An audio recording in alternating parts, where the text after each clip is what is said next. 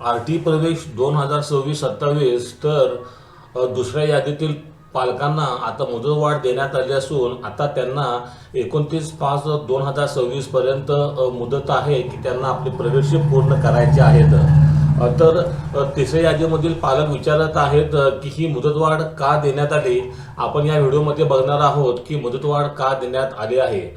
मुळातच 15 तारखेला उशिरा ही अनाउन्समेंट झाली, परत मध्ये सुट्ट्या आल्यामुळे आरटीईकडे डॉक्युमेंट व्हेरिफिकेशन व फिजिकल व्हेरिफिकेशन करण्यासाठी वेळ फारच कमी होता आणि त्यांनी 21-22 रोजी बरेचसे अर्ज घेतले होते आणि बरेचसे अर्ज त्यांच्याकडे आल्यामुळे मला बरेचसे पालक कमेंट करत होते की सर मी 22 तारखेला अर्ज दिला आहे, 23 तारखेला अर्ज दिला आहे, मला अजून आरटीईकडून कन्फर्मेशन आलेलं नाही, कारण जे कन्फर्मेशनसाठी व फिजिकल व्हेरिफिकेशनसाठी घेतलेले आहे ते पूर्ण झाल्याशिवाय आरटीई पुढची प्रोसेस करू शकत नाही आणि याच्यासाठीच आरटीईला वेळ हवा होता आणि म्हणूनच ही मुदतवाढ देण्यात आली होती।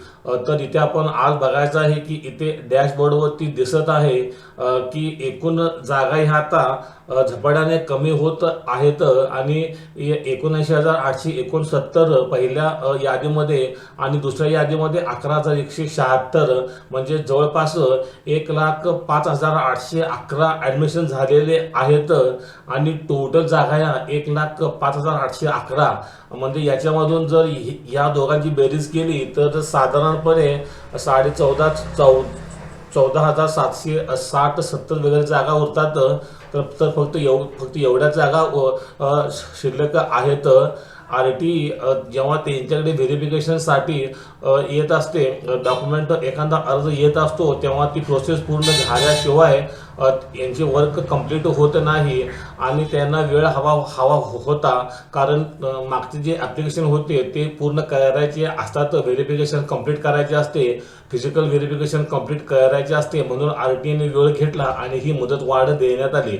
मात्र याच्यामुळे तिसऱ्या यादीमधील पालक संतप्त झाले आणि यांच्याकडे आता जागा कमी असल्यामुळे ते आता विचारत आहेत की आता पुढे झाली मुदतवाढ। मात्र ही गव्हर्नमेंटची प्रोसिजर असल्यामुळे आपण याच्यामध्ये काहीच करू शकत नाही। तर पालकांनो, हा एक व्हिडिओ होता की आरटीईने मुदतवाढ का केली हे सांगण्यासाठी। हा माझा व्हिडिओ आपणास आवडला असल्यास माझ्या चॅनलला सबस्क्राईब करा आणि आपणास कोणत्याही शंका असल्यास मला कमेंट करा, याचे उत्तर आपणास देण्यात येईल। धन्यवाद।